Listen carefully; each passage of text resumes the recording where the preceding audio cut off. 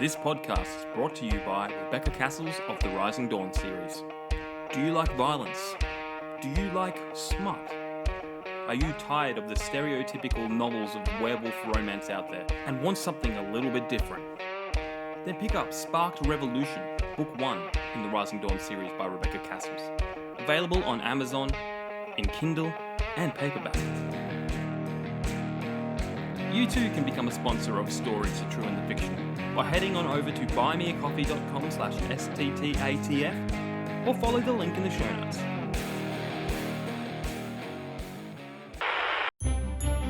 Get ready for Disney's live-action remake of Pocahontas.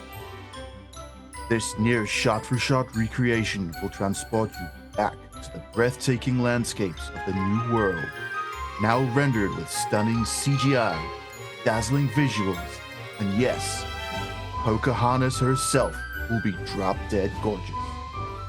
She'll bite her bottom lip a lot, the way true fans remember and demand, because we all know what you really came here for. But this isn't just a faithful remake, it's a course correction.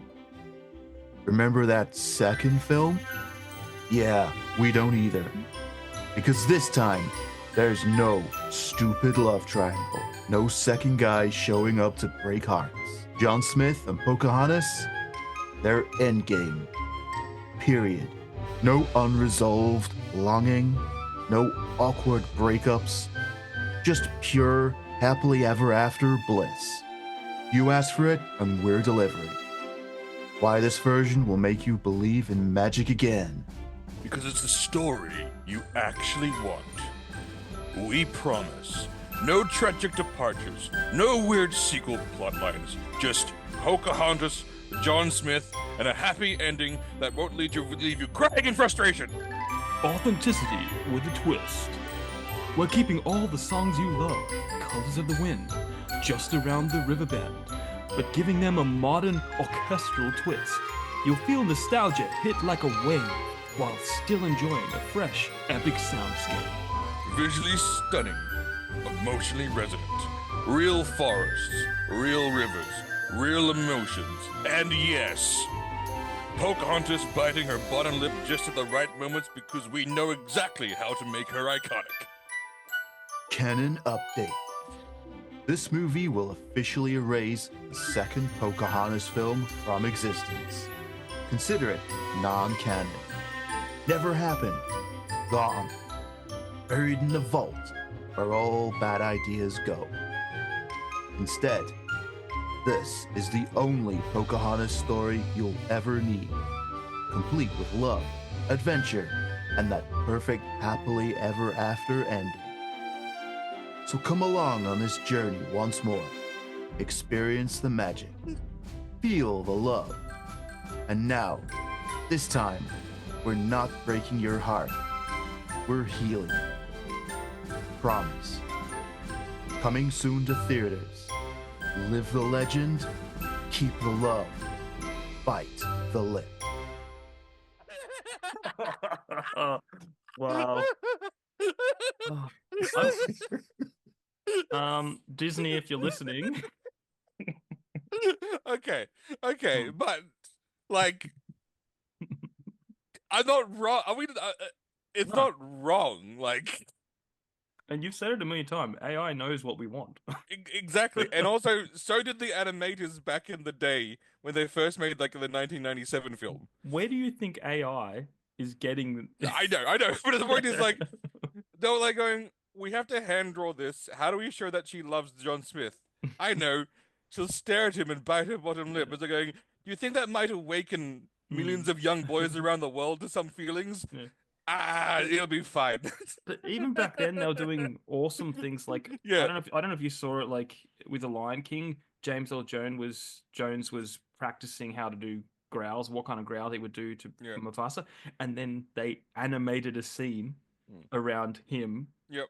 Going, no, it's got to be more, and it's just Mufasa going, no, it's gonna be no, maybe it's a little. It was just stuff like It was that. classic. Yeah, Yeah. look, honestly, it's the classic animation that is gone. I think those skills are actually. I think I saw a report a long time ago saying that like Disney doesn't have any 2D animes like left, and when they wanted to make that Oh, Wish film, they had to actually go find 2D animators because they just Yeah. didn't have any. And then they I won't go into that movie because there was the leak on what the original story was going to be, and Hmm. it was good. And then they turned it to shit Yeah. because it was a romance story because it was a Disney film. They went, no, why is it a romance story between star-crossed lovers? And it was like going, I don't know, Yeah. because maybe that's because what that makes fucking money. Anyway, Yeah. welcome Do to the Stories, the True and the Fictional podcast. I'm of course one of your hosts, Chris Park.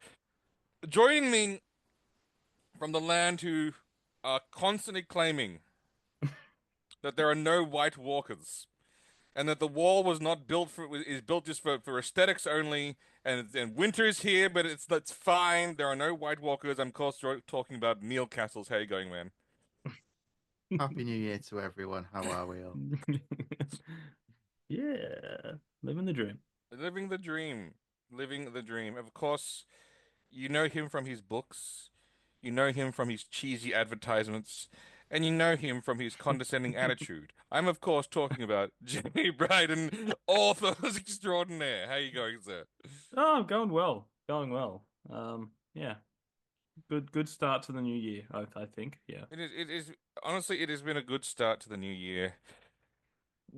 Oh, I think we can all hope that Five. 2025 will be better than 2024. But as we've all discussed, and we have to understand is movies take a while to make, so do video Yeah. games. Yeah. So unfortunately, they were all started during the height of stupidity. And so Yeah. there's probably going to be several bad films and games that we'll have to live through. Yes. We'll have to accept that. Now, do not take that as a black pill moment to think that we're doomed. It's like, no, it just take No. like those things were made. There's contracts. They need to release them before they make good things again. Yes.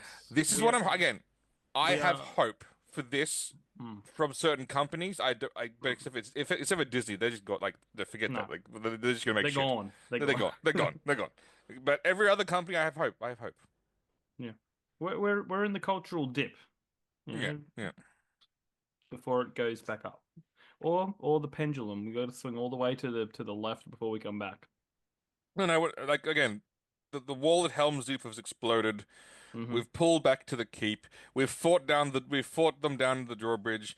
We're about to we're on the horse. We're about to charge out, and but we're at the point of the movie where Gandalf has yet arrived on the hill with the reinforcements, and that'll happen because we know Mm. what will happen. We know how Helm's Deep ends, so we know it's going to happen. We just have to we have to just ride out and hope. Do you think that there'll ever be Disney the White? So once Disney is died. Disney, Choice of yes, words, here's a word. phrasing. Like, I mean, Hmm. that is a bit of a no, pun, but you I know what know, I'm I know, getting yeah, at, you yeah, know? yeah. Like, What do you think's gonna happen? Disney, yes, that's what they used to call me, Disney. I am now Disney the I mean, I I White. am mean, Bob I Iger mean, the White. Bob Iger the White. I mean, it it would be hilarious. I'm just saying, it would be hilarious if they went so far course corrected that everyone in the films were white. No, but I actually, and you raise a very good point there. I do actually fear for an over course correction. Yeah, What I want them to do is go middle. yeah, So what I want them to do is basically go like a movie for everyone, a movie for like the general yeah, population about yeah, a movie about universal struggles, or universal themes, yeah, universal like tales like they used to. I don't want them to go so far right that every character's born in Alabama and raised in like the like I don't want them to go like yeah. I don't want them to like Faith-based films. yeah like super overcorrect. Yeah, I want them to land in the middle. I yeah, just it's just yeah. like They've all got straw hats, a bit of the grass sticking out, and their family tree's a twig. oh no. Yeah. Oh, Uh, that's funny. that's That's funny. but let us see. Now speaking of obviously we've had some time away Hmm. and some things that we've probably watched, seen or done. Let's start with Neil. How are you going? Did you any interesting medias or things that you've done over the past period? Um, Over Christmas, there's been a lot of kids movies. My daughter is now on to Buffy. Mm. She is Oh. on. I heard the door go just then, but I think she's on to. She's well into season 2 now. Nice. And knowing that season 2 is where stuff starts to get good, my wife and I we sit there and we're watching it with her. And then when certain bits, we're both big fans of this independently. Before we met each other, we were already big Yeah. fans. We can quote random episodes and everything. So we sit there and we're watching, and then we know a bit's coming, and we both go. Both look again. Wait for the And we're reaction. watching for the reaction. And spoiler for a show from the mid 90s. We've just watched the episode where Seth Green's character is a werewolf. Oh yeah, that's a good one. And again, she sat there watching it, and she quite liked the introduction of Oz, the character. And then when she finds out that he's the werewolf that's been possibly has been eating people, shocked, Face drops, yeah. shocked. I'm looking forward to the ending of that season. Now that's hard. That's a horrible thing to say because it's a sad ending. But but are you gonna be a true? Are you gonna be a real Buffy fan and stop after season 6, I believe, and say that's the ending? Are you gonna like? Are you gonna continue on and like be like with the when Buffy dies Completionist. basically? Because in my mind that would have been the perfect ending to the show. Oh, Hmm. season 5. 5, yeah, yeah, where she Yeah, said where she jumps off, that sacrifices was the herself. ending, wasn't That, it, originally? That yeah, was supposed to be the that ending. because that Oh, it felt if I was going to final. stop, It was Yeah. magical. Like it was that yeah, was. if I was going to stop, I'd stop at season 3. After season 3. It's almost like the creators of Supernatural saw Buffy and went, Mm, hold my beer. yeah, because it was She's it dead, but she like comes again back, they traumatized. fought basically they did the RPG thing. Yeah. In seasons 1, they found kittens. In season 5, they fought God.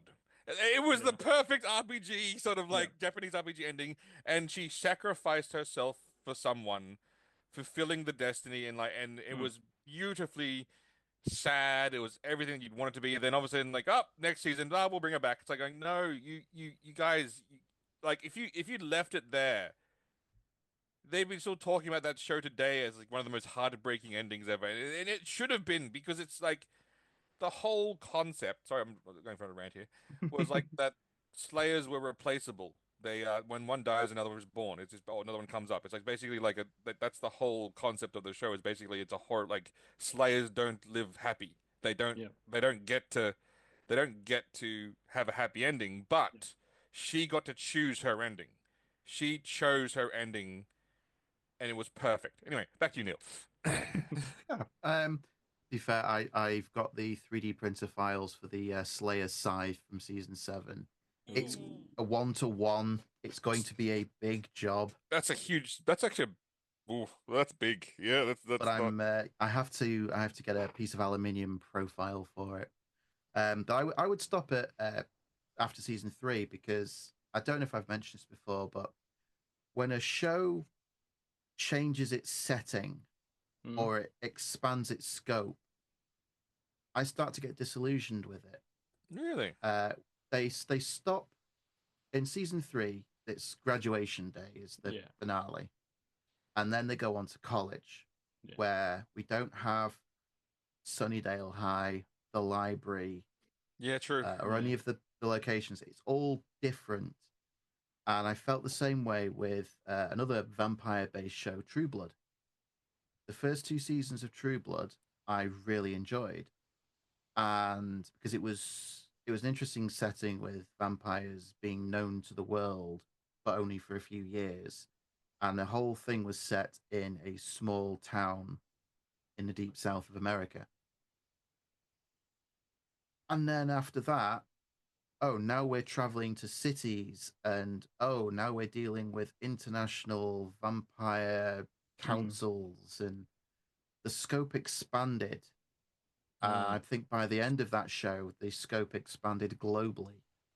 Yeah, that's a bit much. Yeah. And I find myself longing for why aren't they having a punch up at the diner, Yeah. the bar, Sam's place, and a bit with Supernatural as well, which Yeah. we've previously, much as I think we all enjoy Supernatural, we all say it went on. I enjoyed road tripping across America with a box full of Yeah. It's cassettes, just about to Yep. say that.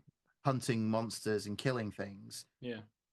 And then they started taking on God and here we've got our I liked the Roadhouse Yep. that they had with all the different hunters, but then they got their magical mystery HQ with the men of letters Yeah. and Yeah. they had a base of operations, and I Yeah. just thought that took away from the road tripping Yeah. aspect. I'm going to assume they did that to save money, you know? And from what I Yeah, remember, the lead actors wanted to quit by the end of season 4 or something, but because they were literally flying into Vancouver or whatever and then driving 2 hours to make it feel like they are on the road, and every place is different, every location is different, so you get that real feel. And then they're like suddenly do 10 more seasons, but from a central location where they're all like, don't have to. yeah. The only other thing we with regards to Buffy is the spin-off Angel occurs after a certain point, Yep. and then the way they aired the episodes was Buffy would be on one day Then and Angel the Angel would next be the year. next day. Yep. But they'd have moments where someone in Buffy makes a phone call, receives a phone call, and goes, "Oh, I've got to go out of town for a few days. Will you be all right without me?" Oh, yeah, sure. Off you pop. Then you next day you watch an episode of Angel, and that character turns up Oh wow. because they've called for help, and that synchronicity between the episodes. It's awesome. There's a few shows like this. Stargate Yep, Stargate is another Atlantis. one Yep. where after they discover the ancient city buried, or the platform buried under Yep. the Arctic, you have to start watching SG1 Atlantis, SG1 Yeah. Atlantis. Otherwise, there are some really, really bad episodes of Yeah. Deus Ex Machina where you think, oh, that's randomly, stupidly convenient. Yeah. It's not, because if you watch them in release order, Yeah. you've just watched SG1 go through a whole adventure to try and secure that 0 point module to save Yeah. Atlantis. The They didn't just ZPM, turn yeah. up with it and go, Yeah. ta-da! Yeah. But on Yes. that, I'd have to mention that was still one of my favorite moments in all TV, where the piece of shit we was like, we have to abandon this Atlantis. Oh no, it's too hard. War is too hard. It's so difficult. And all of a sudden, a colonel goes, orders from Jack O'Neill. We are standing here to fight. And I'm like, yes! Yeah. It's like, yes, that is Yeah. exactly what you want to see. And Yeah. I was like going, oh my God, like that was Yo, where do you that want was these rail guns yeah, setting up? exactly, Oh, on the exactly. balcony. Yeah, that was awesome. And I was like, going, Yeah. yes, fantastic, outstanding. Love Stargate. Yeah. Sorry. Ugh. The only Forever other live thing on. I've watched over was just last night, where we sat down to watch part one of the remake of Dune, Mm. Mm, which was visually, I understand why everyone kept saying, "Oh, you have to see it on redonkulous size screen, yeah. IMAX 4D, plugged straight into your brain stem." Visually, it was a very pretty film. I think I would still have been fast asleep by the end of it, Look, because I'm Dune comparing it one, to the David Lynch yeah. film, and um, by the time we got to the end of it, we were both just nodding off, waking up. Oh God! I thought the David Lynch movie had this covered in 40 minutes. We're over 2 hours deep now, Yeah, and we've yeah. not It's a even deep cut. started the training montage. Well, who's the director of Dune? The new ones? See, Dennis Villeneuve, the French Canadian guy, and Oh look, yeah. say what you will about the man, because like, but it's And very many have. interesting. It's very interesting to watch a director that Disney picks for their things and their budgets blow out to like $400 million because they're shit. And then you watch David Nuvellier who filmed Dune 2 for $190 million. Yeah. And you look at that and go like, that is a man who knows exactly his shots, he knows Yeah. his craft, and he knows exactly what he wants and he gets it. I'm like going like say what you will about him being a little like both French and Canadian, which is like I think it's like two of the worst things. But He probably goes like, "Everyone, bring your own sandwich today. That'll save us yeah. $50 million." But Yeah. he filmed in the middle of the desert for both ones, and he Yeah. goes, "Okay, here's what we're going to do. We are going to build a road to get Yeah, there. that's right. Yeah. We're going to build it so we can then have trucks come up and down. We're going to make it biodegradable, so in 6 months it's going to disappear." And I was like, and he did that. Bam, Oh, done. So I was like going like, that is a man. Yes, look, yes, Dune 1 was a slog. I will admit that. But I implore you to watch Dune 2. Actually, Dune 1 that he made for 165 million. So that like that's that's still again when you talk about they budgets, made their money's worth out of that yeah. because again, I was bored to tears, and the acting talent went from they've got some great actors, and then they've got some awful actors, and then they've got some great actors who the direction must have been terrible because I expected more.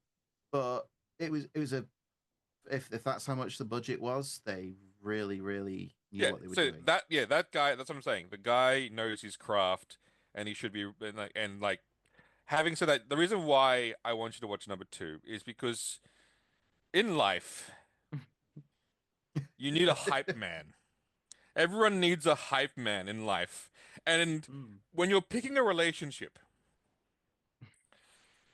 love someone like Javier Bardem's character loves Paul Atreides.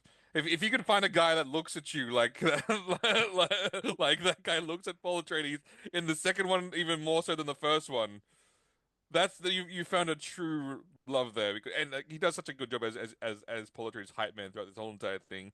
And yes, they steal the Life of Brian's joke. He doesn't. He denies he's the Messiah. That means he is the Messiah. But that's what makes it that makes it even better. It's all Yeah. I won't.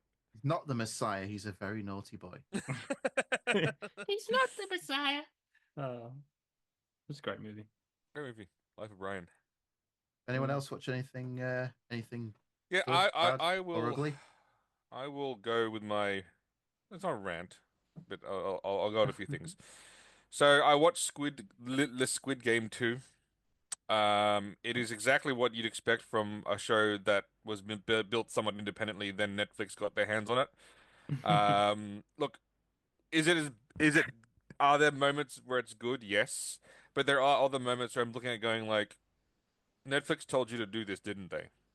Netflix told you to do that, I've didn't they? I've not seen it yet because I really enjoyed season one. But I've heard I'm going to watch it. I've heard that overall it's good. But I've heard that Overall, there are Netflix moments. there are Netflix moments, which is weird because it's a show, it's a like the show is not meant to be about that, but anyway, whatever, Yes. whatever. Having said that, it's still probably the best you're gonna get in terms of that kind of representation because it's done very well. I won't spoil anything, but because you want to watch it, but it opens up amazingly and it ends amazingly. There's just some middle Ah, slog you gotta get. Having said that, there's also some iconic characters. Like again, they're like I think they were really just trying to like go like, okay, we had so many iconic players in the first game. How do we top that? They did and successfully. One time I think they absolutely nailed it, which is awesome. And then some of the times they sort of some of them were very hit and miss, and some of them were okay.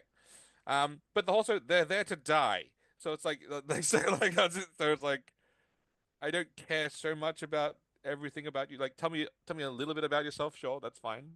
But I just want to see how you're going to die or betray someone. That's what I want. That's what I want to well, see. season one had some good characters, Yeah. and they are there to die. Then there was episode 6 of the Marvels, Oh my which God. it felt like that guy at the end of Rambo 5, where he has his still beating heart Yeah. cut out of his chest and Yep. held in front of him. Yep.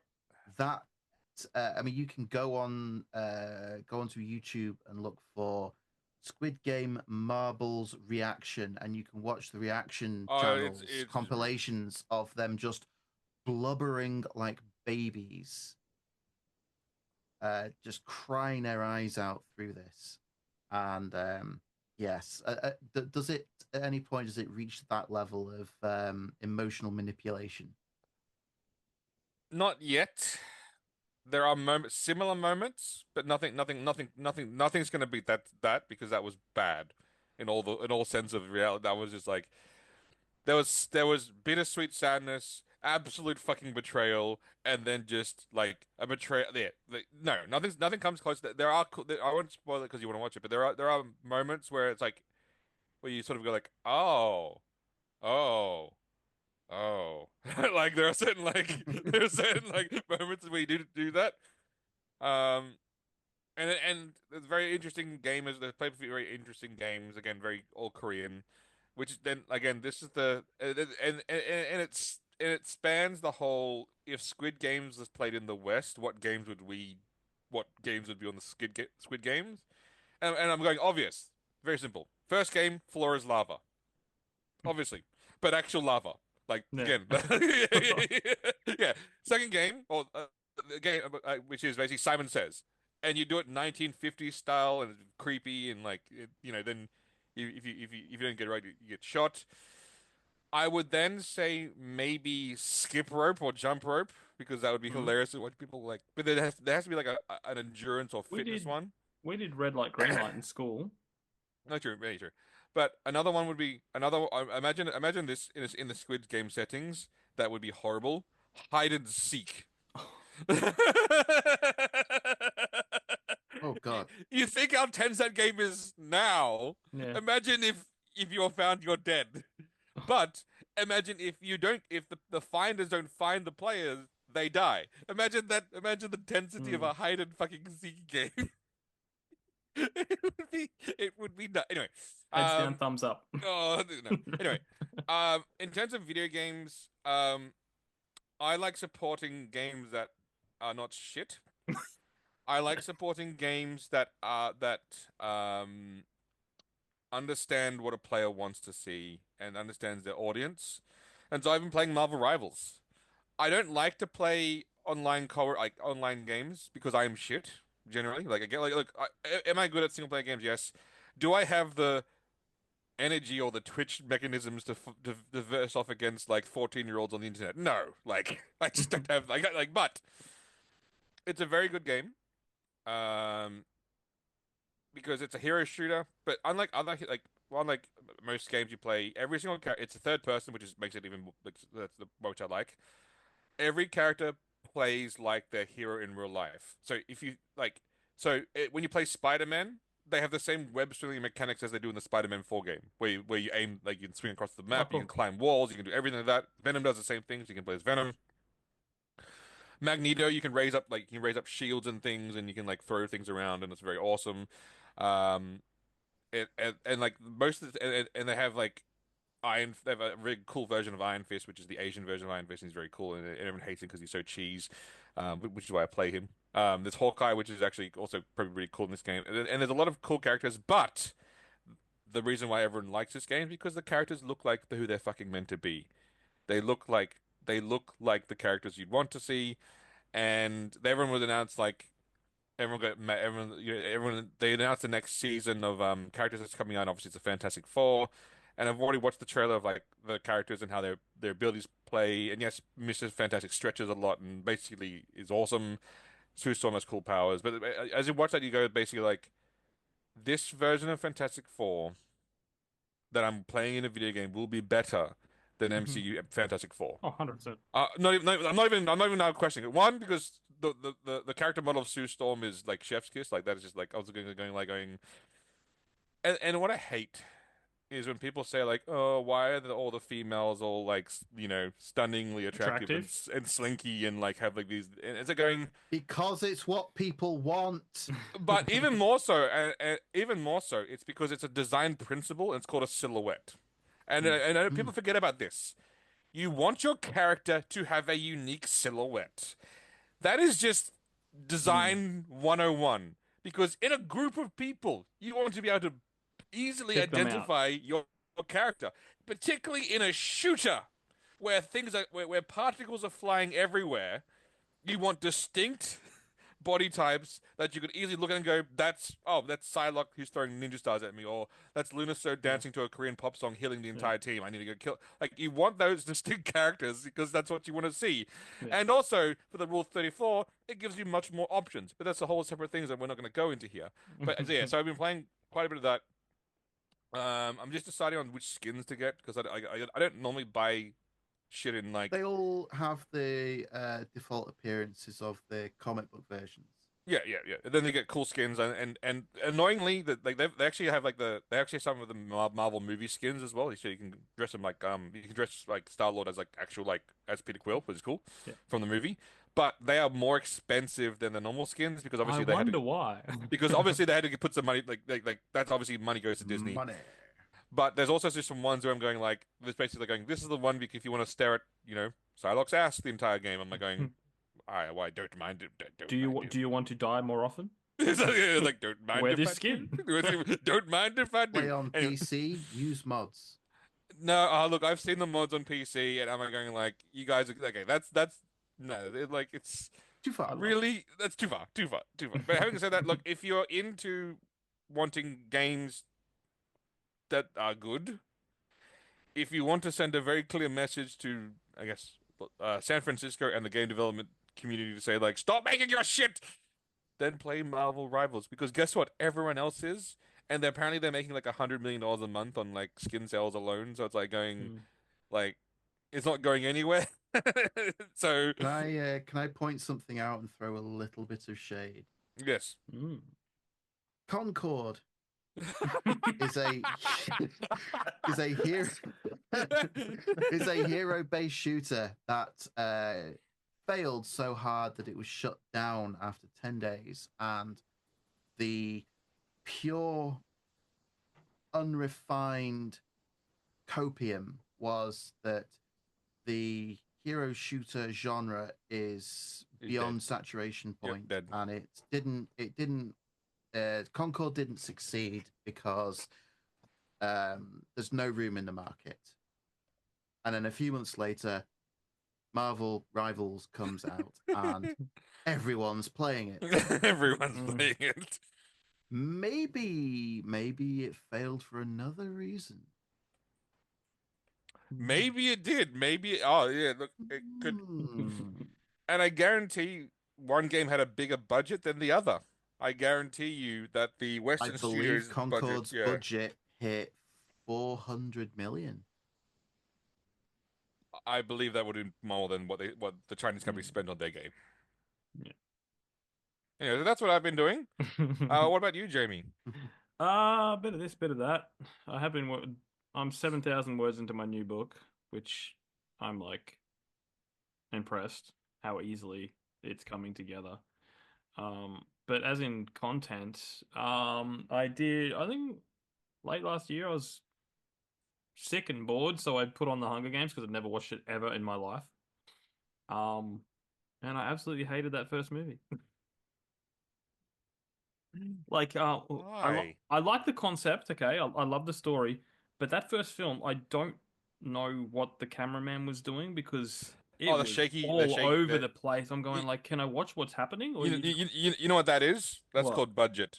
They didn't Yeah. have a lot of money for the first film, so they had to make the fight scenes, but they couldn't afford a fight scene, so they went with shaky cam. That's called budget. Yeah, I'm just like, look, I like the It's the concepts. only one I've watched. Look, it's I watched all of them. Um, and I like the concepts. I like even the story's pretty good, but it was just I do not like the directing style. Hmm. It's like just and I mean it was great to see Alan Richardson in there for like 5 minutes, but he was in like second or third one. Yeah. No, second one. Second one.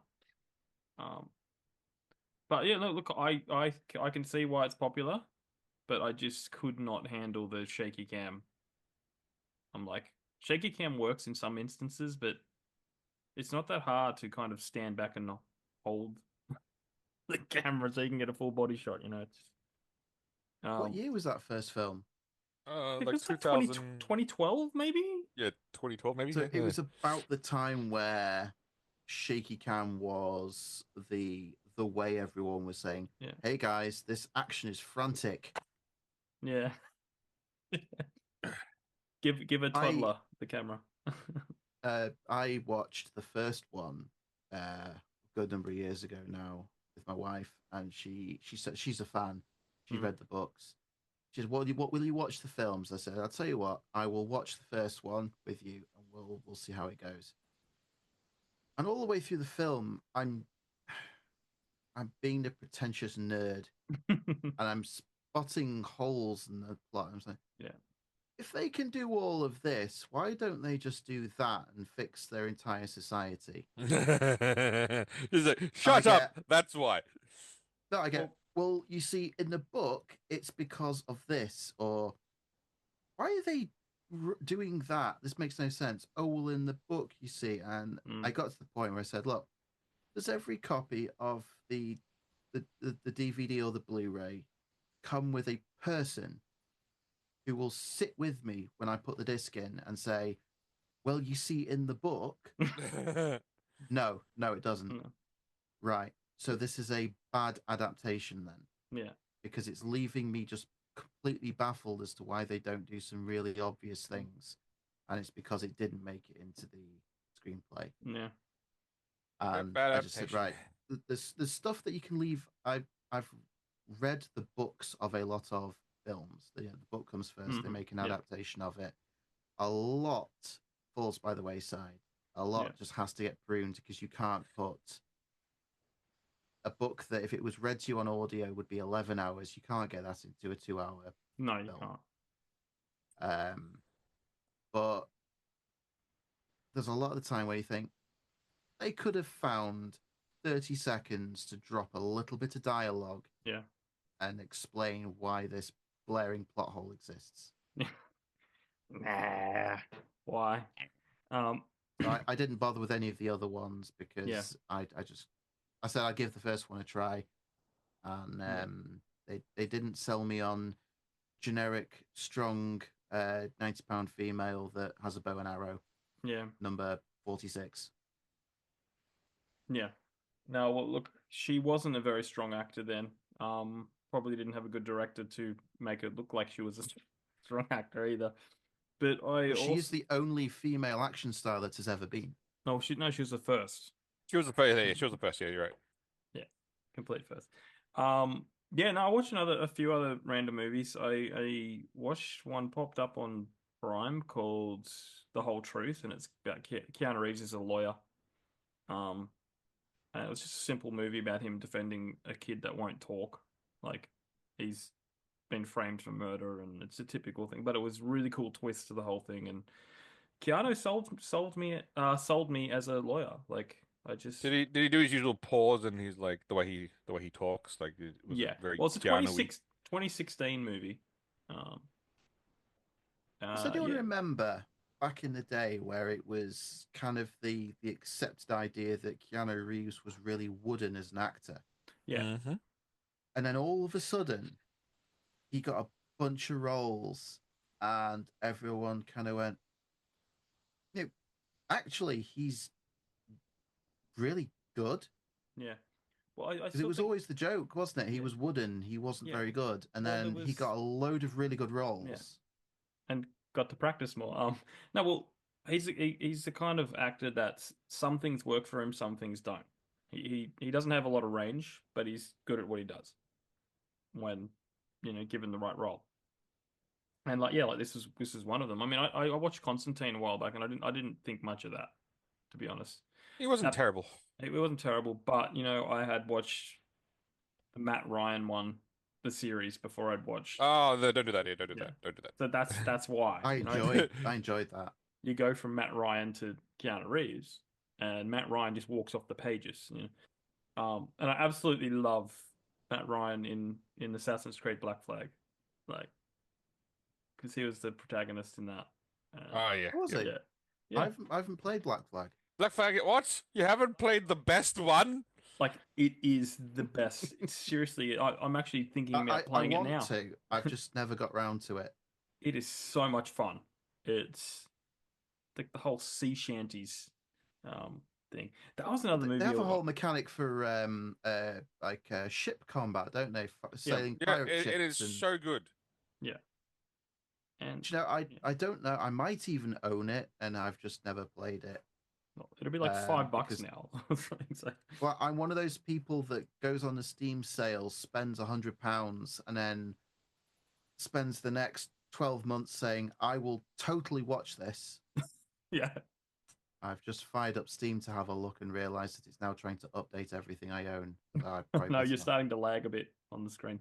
Oh, Um, yeah, yeah. because the other movie, I better not friend, do I that. just remembered. I forget what Fisherman's Friends or something. It's based on a true story about this guy in the UK somewhere. I think it's Cornwall.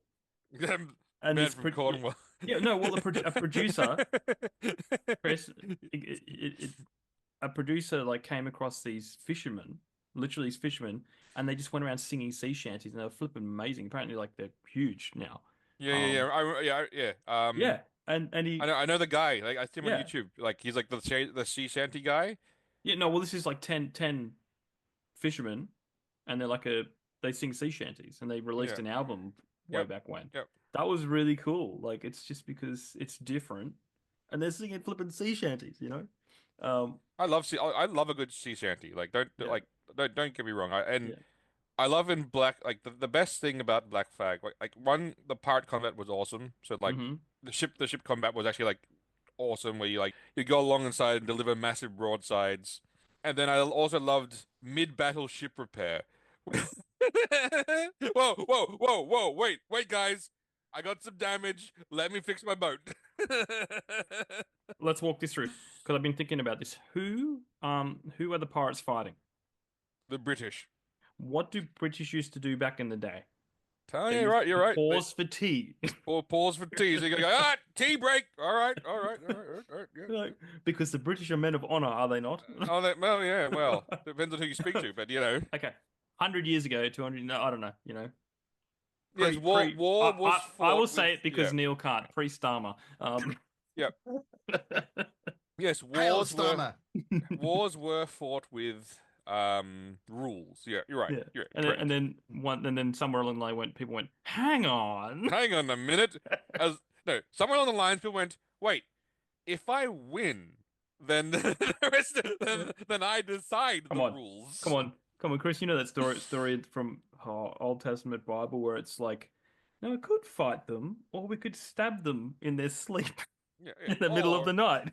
Or as the Canadians used to say in World War One and Two, it's not a war crime the first time you do it. Anyway, and again, they didn't say that, but look up the Canadian war crimes, and they are the reason why there's a Geneva Convention.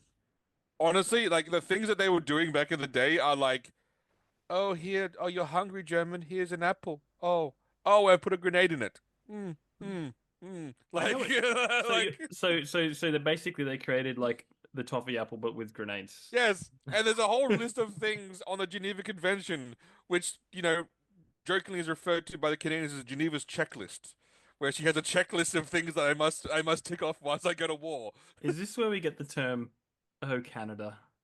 I don't know, but like again, what I don't understand is there are two times when Canadians have like every other Yeah. time, like Canadians are all like, "Oh, hey," like they're peaceful, they're submissive, except for two events.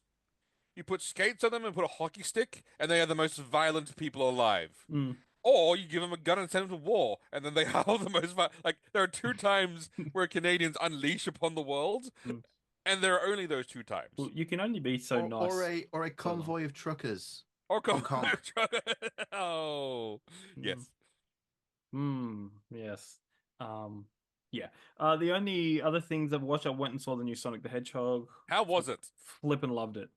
Honestly, one of the best. I mean, did look. I love Jim Carrey, but I felt in places he was a little extreme. Like.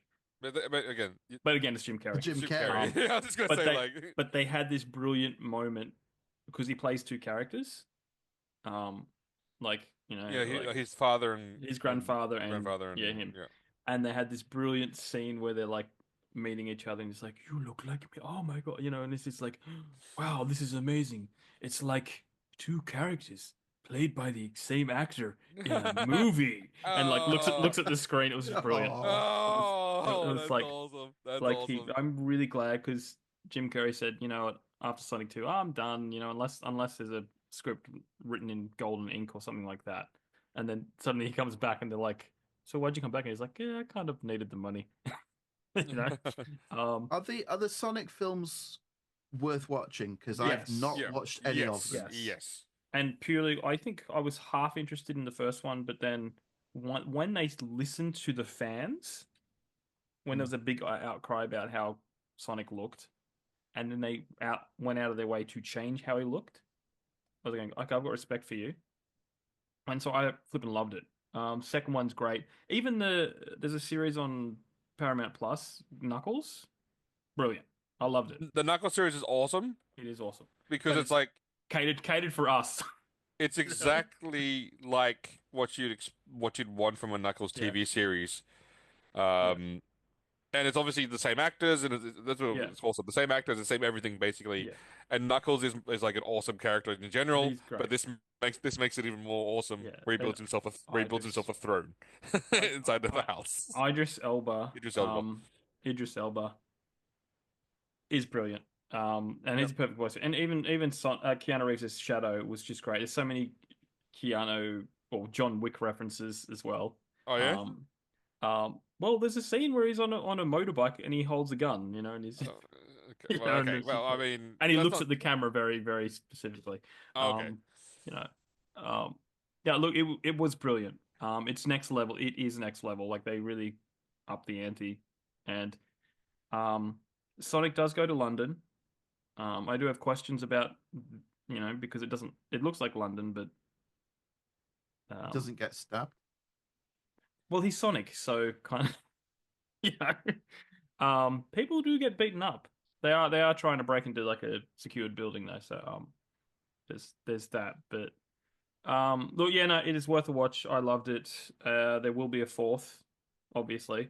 Um, the Sonic franchise has now cleared $1 billion, so that's impressive. I mean, it's probably the most successful video game movie of all time now. Looks like he's Googling. Yeah. Yeah. It looks good. Definitely worth the watch. The last thing I watched was this series. It kept popping up. You know when things keep popping up, and I go, fine, fine, I'll watch it. Yeah. What was it? It's this movie called, oh no, it's this 8 episode series, just like a limited series called Keep Breathing. It's about a girl that's in a plane crash That and keeps breathing, hmm? and and she keep keeps and she breathing. keeps Yeah, breathing. Yep. her flight got cancelled.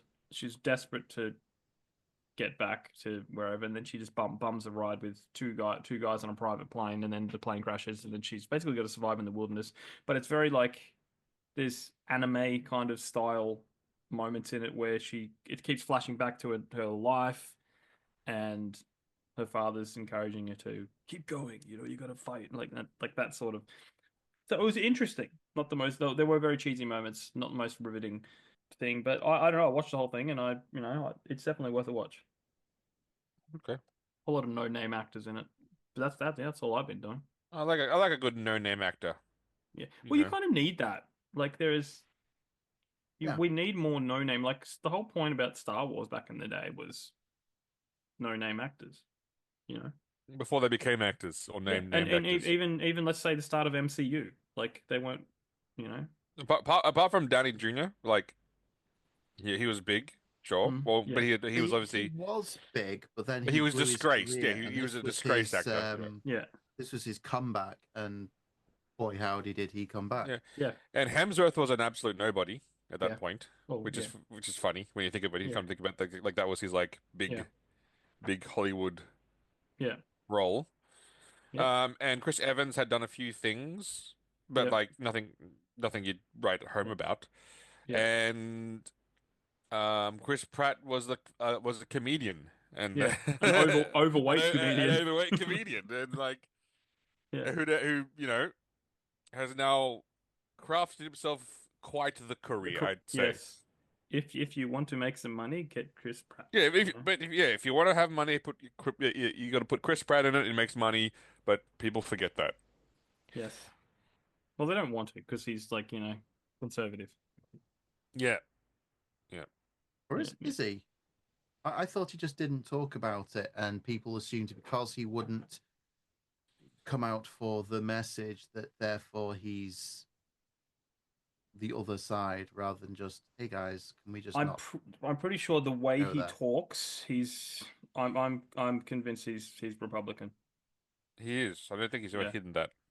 Yeah.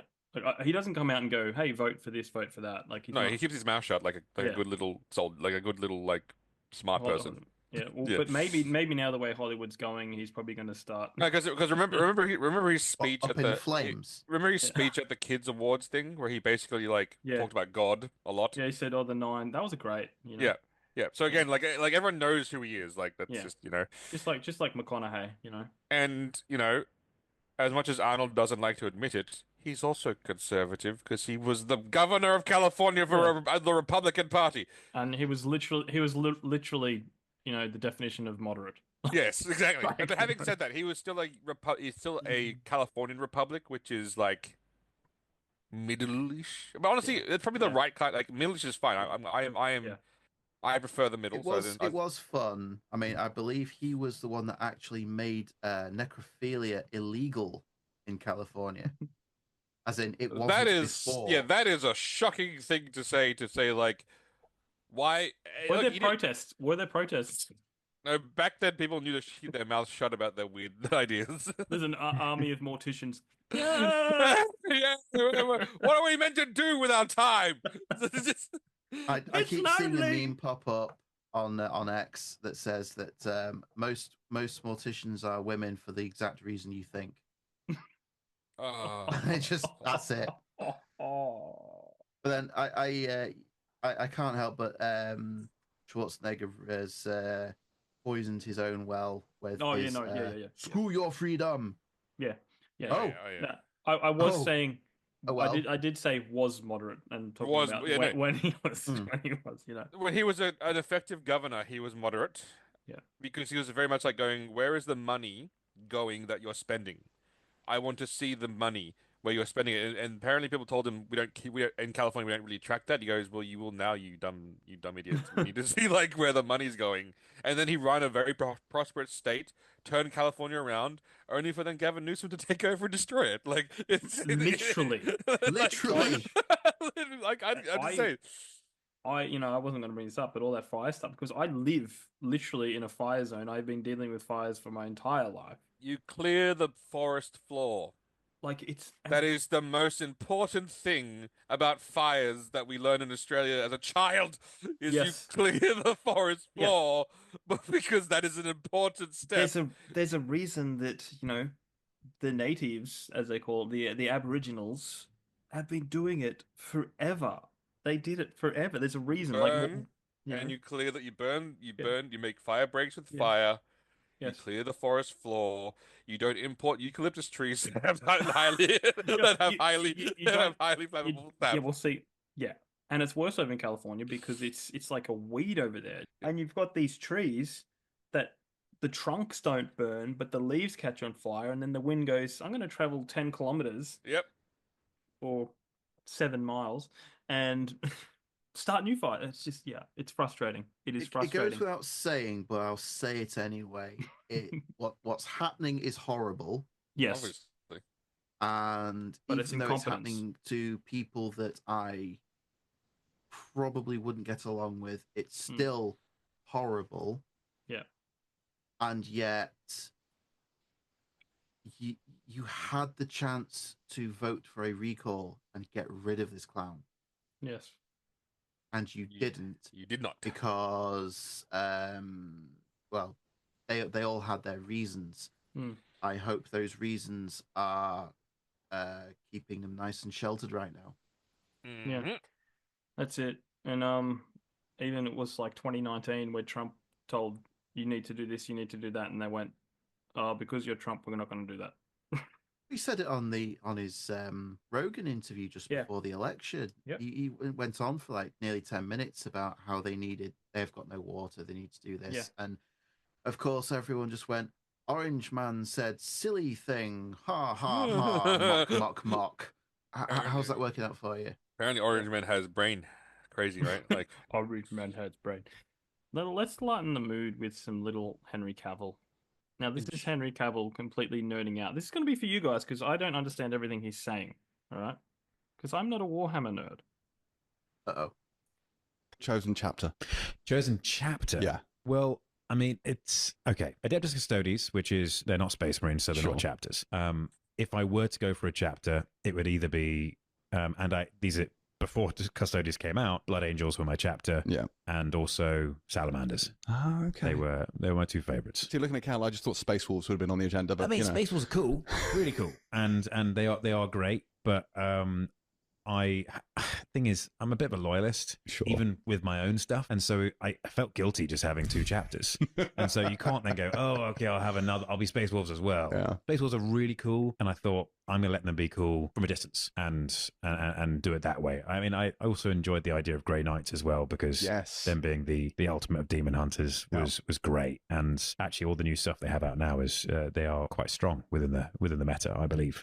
But yeah, I would say Blood Angels for their nature and what they represent, and the same with Salamander. Thoughts? Well, he's wrong, but I respect that. I respect that. Look, again, I get it. Blood Angels, edgy vampires that go crazy on the battlefield every now and then, and have to be locked up because of the red thirst. I get that. Salamanders, again, I get Salamanders because they actually are the one chapter that are trying to do good in a universe where a conversation of Space Marines would be like, there's evil in that world. I know how we can stop evil from spreading if we kill all the people. And they go, you're a genius. You're right. If there are no people, evil can't spread. And then they would go wipe out a planet. In a world where that exists, there's the salamanders who go, maybe we go down to the planet and try to find the evil and stop it. I don't know, guys. Just laying it out on the table here.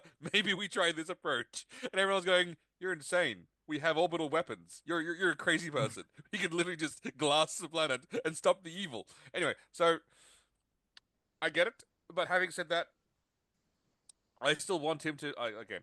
I know, and Neil disagrees with me on this one. Obviously, he has to play Roberto Gilliman in the Amazon show. It has to be. He has to don the blue. Don the Roberto Gilliman, don the uniform of a man who has to go to work but hates his job, and then has to, and is annoyed and basically watches stupid people all day. That's what he has to do. Neil, what are your thoughts? I don't think he should be Rowboat Girly Man. No, he has to be. Salamanders. There are some dead-ass Eldar children that would beg to differ on how nice a salamander. Oh yeah, sure, but I'm talking nice about to a human level, not necessarily. Oh yeah, well, who cares about the dirty Xenos? Exactly, I'm talking about nice about a human level. They've been ruined for me by text-to-speech series. Because whenever I think of salamanders, I think, I wish to pet this creature. Just one boop on the noggin. The Blood Angels. I recently this year finished the Horus Heresy series, which is probably around 70 full books, and Blood Angels featured quite heavily towards the end, being one of the 3 chapters that was mostly present for the finale. The defense of the world. I like the fact that before their Primarch was found, they were absolute degenerate scum. They weren't called the Blood Angels originally. I forget the name of them now. But they were awful. Nobody liked them. They didn't want to use them anywhere. And then when their Primarch came along, he said, "This is no good. I need to fix this." And then they eventually became all of the blonde-haired, pretty boy, vampire Lestat. Oh, I'm into art and Yep. painting and mosaics and oh, I'm getting a bit annoyed now. I think I need to drink some blood and go into a kill crazy rampage and think everything is Horus and kill it. And then like, I turned into a gargoyle. That's completely fine. Let me just kill that Yeah. person. I mean, I'm a Dark Angels fan, so I have painted Dark Angels just over there. So I would say Dark Angels, but I like the fact that that all the main Space Marine chapters, not just the legions, but some of the going a bit esoteric now, aren't I? The Black Templars are very unique, even to where they came from. They're very unique. Yep. I like the fact that when it comes to, I want to get into 40k. What army should I collect? What do you think looks cool? What do you think has a really fun backstory and characteristics that you would enjoy personally? Oh, these guys. And they're the ones you should play. One slight errata to the rules could make or break your faction. Just enjoy what you like. That's fair. I do enjoy that. I do, however, I think Henry Cavill,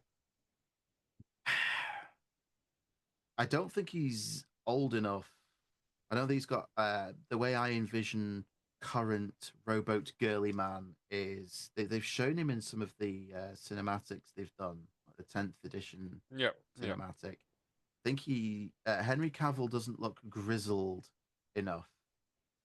That's not to say he doesn't have the acting ability to pull off grizzled.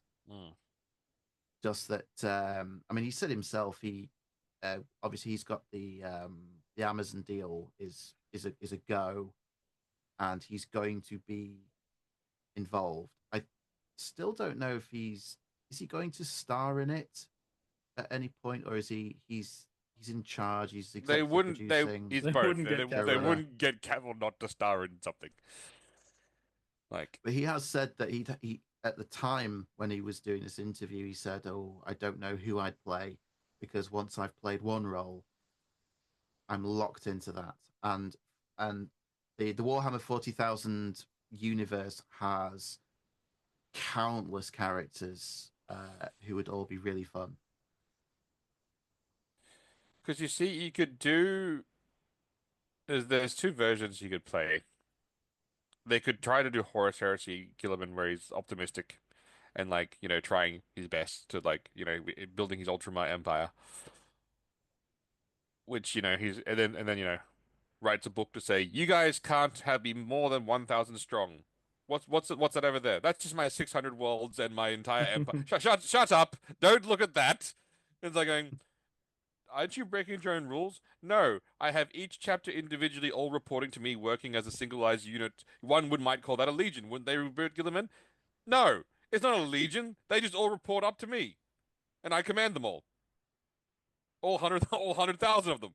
That's not a legion. That is individual chapters reporting to the same organizational structure, reporting through different subcommanders I picked. Like, that sounds awfully like a legion there, buddy. Anyway, the you could do the optimistic version, or yeah, to your right, if he does it in current 10th edition, where Gilliman does appear to not to hate his job more than anything in the universe and appears to just doesn't like really sees the Imperium as a lost cause, then yes, I don't think you could play that kind of grizzled person that sees the world as hopeless. There's a trilogy that's come out from Black Library of books. It's the Dark Imperium trilogy. It's set in the 40k timeline. For anyone listening that isn't particularly familiar, has been static for 30 years plus, and only recently they decided to move the storyline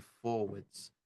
And yeah, it's Gilliman now seeing that he had a timeout for 10,000 years, and a lot of the first Dark Imperium book is him wrestling with the fact that he is in charge of his father's dream, only his father's dream has been perverted into the antithesis of everything his father strived for. But he also knows he has to work within that system. He can't turn around and tell everyone, stop worshipping dad as a god, idiots. He can't do that. That the entire society for 10 millennia is based on worshipping the emperor as a god. He has to work within that, knowing it's false. Even if you're not the biggest 40k fan, that first book is probably a really interesting. Very good. It's very good. read. Yep. Yep. Um, I think also in that the book where like, with his armor as well, the armor ceremony, he had managed to whittle it down to they do one chant before they attach his armor to himself because he was sick and tired of like the 6 hours of chanting before as they put on each piece of his armor. So he basically said to them, "Okay, you get one chant, then you put on the armor. That's it. That's the." And like there was a trailer that was cool that 40K released the Games Workshop, and it was a Space Marine donning his armor. It was an Ultramarine, and I'm going. The reason why they show the Ultramarine version of that is because that's the quick version. That's the version that you could probably sit through and watch because that's a practical person donning their armor. If you go to the other chapters, there's probably more chanting, a lot more like worshiping, a lot like dicking around, because the Ultramarines are the practical chapter. They believe in the theoretical and the practical. They believe in like efficiency. They love logistics and government, which is really funny. Like, it's practical, but then in a universe where praying to the machine spirit of your bolt gun so that it doesn't jam in battle is a legit thing. It's a legitimate thing. Yes. Your weapon has a spirit, yes. And if you don't pray, if you don't burn some incense and light some candles for that gun, that bitch is going to jam on you right in the middle of it. At that point, say your 6 hours of chanting and prayer. I want to come back alive tonight. I look again, but it is very fun when you read some of the Dark Imperium books where like a priest from outside goes into Ultramar, and he hears what the Ultramar priests are preaching about, and he goes, in any other system, this is heresy. This is heresy of the highest order, but because they're an Ultramar and because it's Gilliman's system, it's allowed that he can openly preach that the Emperor isn't a god. and like things like that. And they're going like the priests are going anywhere in the known universe, there would be like a heresy purge, but they can't do that because he's in charge of the Imperium, so he gets to set his rules inside of his own kingdom. If you don't know, I am an Ultramarine player. If that's not clear, if that hasn't been picking up a vibe. Yeah, if you haven't been ultimately clear, because Ultramar in a world of grim darkness is the one place of reason, of justice, where sanity does prevail in the minds of the others. That in one book, on the world of Ultramar, Chaos infiltrates, and some of their sort of like the Ultramar, like the sort of the militia youth rebel against the system. It takes 5 Space Marines to put down the rebellion. And then it goes into an entire chapter of Amalius Calgar sitting there going, where have we failed our society that it takes 5 of us to put down the rebellion? Where was their tactics? Where was their training? Where was the organizational skills required for them to hold a decent rebellion? So then they go looking through their doctrine to realize that there's a failure in their own doctrine because it was too easy for them to put down the rebellion. And they went, okay, all the leaders of that rebellion that are adults, death.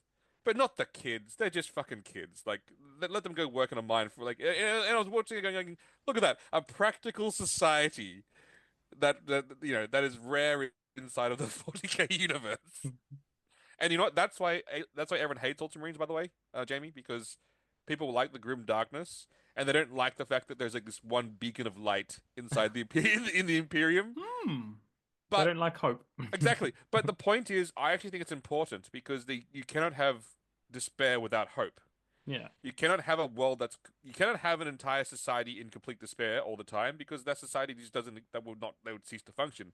They would Yeah. need to see what hope looks like so Yeah. that they could then function. This is a and that's what and that's what the 600 worlds sort of represent for humanity is like in my mind they're the 600 they're the one tiny bright spot in an Yeah. otherwise depressing world where humans are food for the hive world where if they die Yeah. they get turned into food where Yummy people corpse starch. yeah people refuel the ships they put like the liquid on their back in a coffin and walk towards their and pray knowing that once the chemicals in that will kill them, this is their last journey before they die. Wow. This is literally going, hey, I need this starship needs to fly. Let me go kill myself. Like this is that kind of universe where when you travel through like basically their version of FTL, you need to have a field around your ship that prevents the demons from basically raping you because you're not traveling through like warp, as you would say in other systems. You're traveling through hell itself to get faster to get faster than light. So you're literally Wow. traveling through what their definition of hell is. They have a field around the ship called a Geller field, and sometimes those Geller fields fail, and when that happens, that ship is like that ship's gone. Like it's just it's not even like going. Could they survive? Actually, no. I think there have been times where a ship has survived its Geller field failing. Neil, correct me if I'm wrong. Has that ever happened? I don't think so. I think it's rare. Flight of the Eisenstein, which is the fourth book in the Horus Heresy series. They Yeah. had some shenanigans with their Geller fields. It But didn't it, go well it for a wasn't lot of. an outright failure though, right? It wasn't. It was down for a period, wasn't it? No. Because I think orcs travel through the warp without Geller fields because they get to have a jolly good scrap. yeah, they get to fight demons along the way. Yeah, we're going to war. We're going here. We're going for a war, and then when we go through the warp to go to war, We have a can war. fight on the way because all these demons are just going to keep coming. And it's like we can keep fighting. It's brilliant. As someone who doesn't know anything about Warhammer, Orcs Through the Warp sounds like an 80s band. Just The orcs are an 80s band. They The are a orcs have the fucking power of 80s They are, imagination. yeah, They are they are. amazing.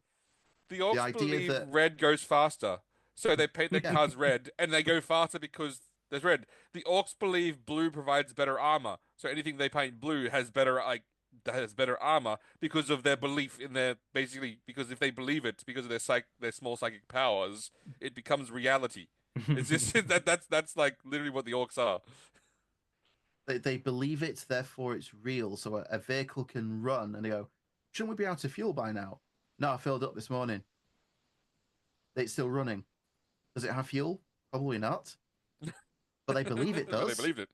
Therefore, wish that was a happens. They thing. believe they believe purple is the sneakiest color, and they say, "Purple is the sneakiest color." How do you mean? Have you ever seen a purple orc? No, because it's the sneakiest color. They're good fun. They're a Anyone lot of who's fun. curious about the aesthetic and the idea of machines having souls and what it's all about, Warhammer Plus has a bunch of animations. One of these is Angels of Death. Yeah. They released a 20-minute prequel episode on YouTube. It's called Angels of Death Origins, I want to say. It's a very interesting watch. It's very stylized. It's black, white, and red. The entire thing is black, white, and red. And you get the idea that more complex machines have more complex souls, and you have someone trying to convince a spaceship to stop being broken by communing with it and trying to convince it that I have what your best interests at heart, ship. Don't fight me. Please work. And then you have a load of people trying to get the guns working, and it's looking like a lot of people are going to have to sacrifice themselves in order to save the ship. It personifies the grim dark ideas and the kind of religious, but in 40K the religions are all to some degree real or manifest because so many people believe them. So after finishing watching this or listening to this episode, go onto YouTube and have a ganders. Yeah. Well, let's dive into our topic before it turns into the Warhammer No. podcast. Hey, if you want to do a Warhammer episode, I'm happy to do it. I'm just saying that before we get off before we get off the 40K topic. Mm. There's one not for my other chapter, my actually more probably the chapter I like the most. I do want to mention one small thing that in a world where Space Marines, these 7 foot, 8 foot tall humans, are the most feared things in the universe, let us not forget that the most violent chapter in the history of the world, the greatest chapter, the World Eaters, during the Horus Heresy, were afraid of a 5'4" female officer on their ship called Latara Sarin because she was that kind of crazy and that kind of violent that they literally they loved her and feared her at the same time because she literally was the only one that walked up to them and shoot them in the face because she was angry at them, knowing it couldn't kill them. But she just walked up to them and basically put a gun to the head and fired and goes, "Oh, you fucked up my mission. Like you're on my ship. You do what I say." And she was the most crazy motherfucker in the galaxy.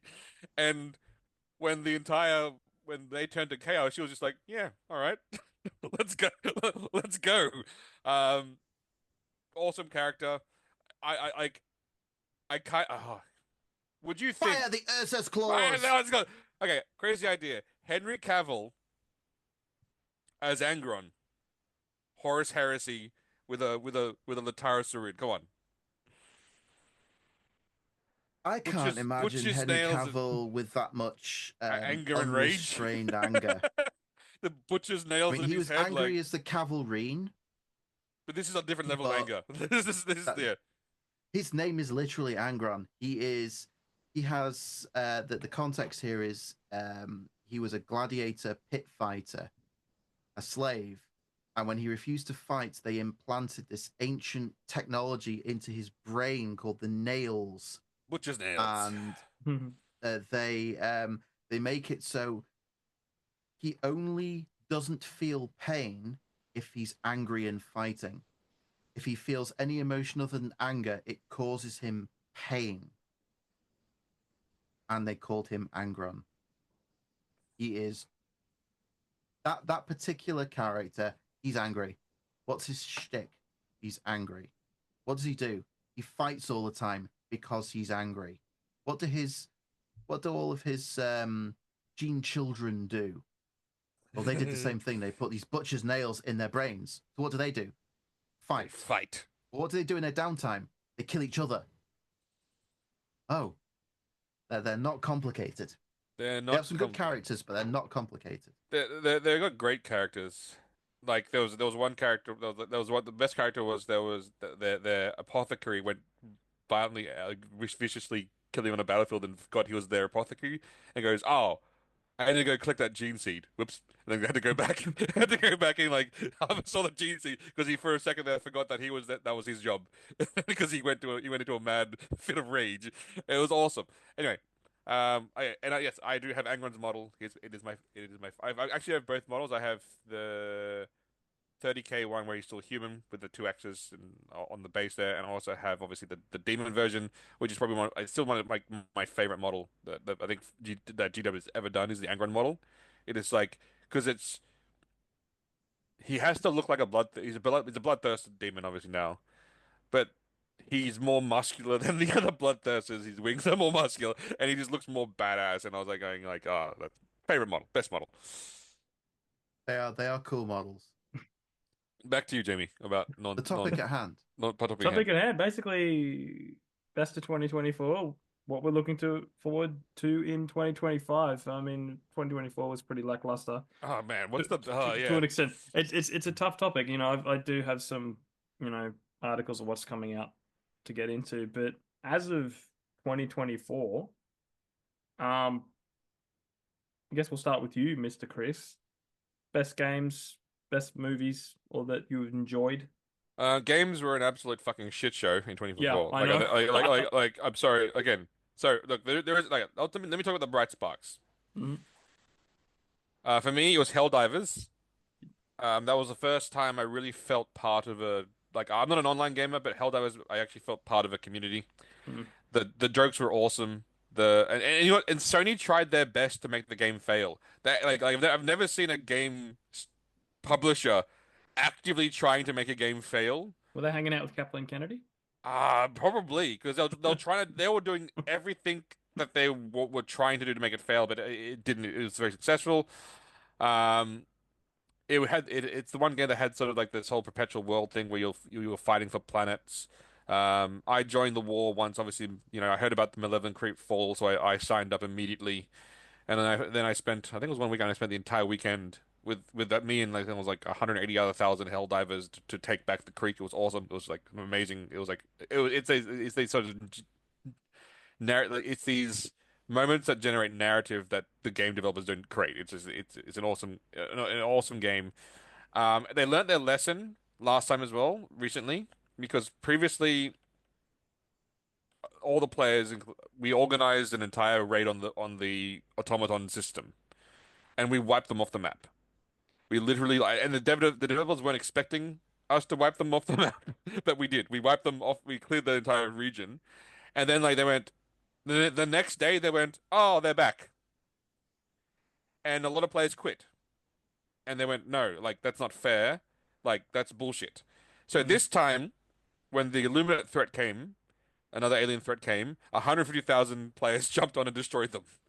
They didn't bring them back immediately. They actually waited. They actually waited. Like they sort of brought them back slowly, and and that's fine. Like you can't take away your primary enemy in the game. That's fine, but like don't just immediately bring them back because that's just fucking stupid. Like that's like let it. And it's true that you have to let the victory sit for a while before you can say okay they came back now. That's fine. All good. Um, so that was my favorite, I guess, the game. In terms of movies, there's all those sweet like Deadpool Wolverine, obviously. I think Yep. that's the only movie that I actually would say like was decent. There were Mm. some other there's other TV shows and things like that in that but at that time but honestly nothing that's like honestly scraping my mind at the moment going like Yeah. that was the most memorable thing. Mm. And then obviously we ended the year with hope with Marvel Rivals. So like so Yeah. again like it's like and then obviously uh Stellar Blade as well also was gave us great hope during the year. The it showed that you know there were still developers out there willing to make decent good games. Yeah. Black Myth Wukong obviously. And Yeah. see, now I'm remembering it now. There's a few other games like Yeah. Black Myth Wukong and Baldur's Gate. Yeah, those are the games that were Yeah. super good and memorable. Actually, no, Baldur's Gate was the year before. Was it? Yes, it was. Yep, yep. Yeah. So yeah, There's a lot of overlap. Black Myth Wukong, yep, was the game that I think that was a great game. Again, say what you will about the Chinese, they make a hell of a game. They make a fine game. Mm. What about you, Neil? Memorable moments, memorable things. Space Marine 2 Oh is a yes. game that came out, and now, full disclosure, my PC will more than likely not run it. I built this system in 2008. It is still running. Wow. It's had the odd upgrade here or there, but I can't justify building a new PC. But I've been watching playthroughs, I've been watching people's reactions, lots of YouTube shorts coming my way. Space Marine 2 has drummed up a lot of interest in the Warhammer franchise, as we keep going off on tangents about it. The Amazon project recently, Secret Level.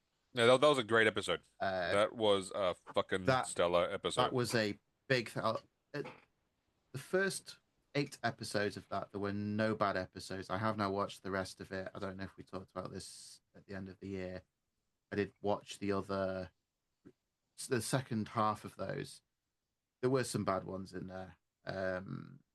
But everyone's just talking about the Space Marine 2 episode. Everybody seems to be enjoying that game. There's a whole, I think they've just recently brought out a load of Dark Angels cosmetics and appearances and what have you. This is all good.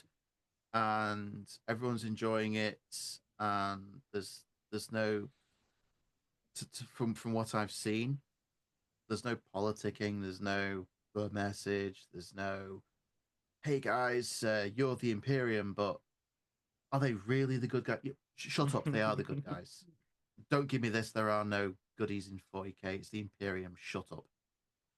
Well. That sounds a debate for another. A debate for yeah, another. I won't. Time. Let's not launch into that one. That's a long one. But people just seem to be enjoying it, and God forbid people actually play a game and enjoy it. Like with Helldivers, that one didn't grab me as hard, but there is no denying that was it was not a big budget game. It came out of nowhere, and everyone just loved it, regardless of the business side of it with Sony and the login situation and what countries cannot now play the game. There's no denying that everyone jumped onto that, and it was a thing. Yep, and that's really fun. Movies, probably. I'm gonna have to say what Chris said. Deadpool and Wolverine was not as good as Deadpool 1 and 2. But it was far, far better than anything Marvel has put out in the last few years, I would say. It's been an absolute shit. I'm trying to be nice. I'm trying not to. No, you can just. No, like, Marvel have. Kevin Feige has said they need to get back on track. They need to get back towards what people want. But as was mentioned earlier, there are a lot of projects that have to come out that have already been paid for. Yeah. That very much will not meet with that course correction. I believe we've got this year. We've got another Avengers film, Secret War. Yeah.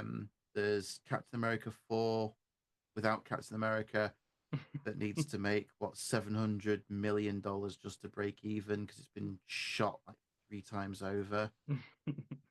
Because they keep going, oh no, this is really bad. Oh no, people aren't really resonating with this anymore. Reshoots. Yeah.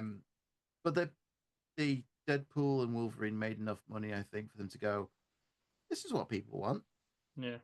We should do more of this. Maybe cut down on the cocaine and pegging jokes. Because it's like they did Guardians of the Galaxy 3. I've not watched that with my kids. We watched 1 and 2. We watched 3, and honestly, 3 is not as good as 1 or 2. It's still a good film, but tonally it's a lot darker and the I know 2 of my kids at least would really not cope with the some of the themes. Yeah, Rocket's and I hate the ending. And that's why I'm not. I don't understand. They missed the moment. And I'm disappointed in James Gunn because I know he watches anime.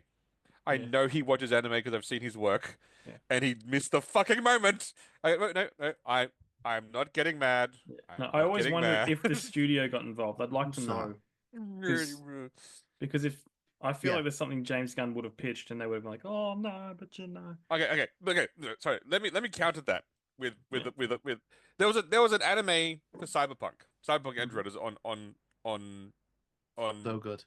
And there's the quintessential anime moment when he breaks into cyberpsychosis. The main character is wearing like so much like he goes nuts. He's full like he's lost himself. His love interest grabs him, holds him in the face, kisses him. Awesome moment, and he breaks out of cyberpsychosis, becomes normal again for the final fight.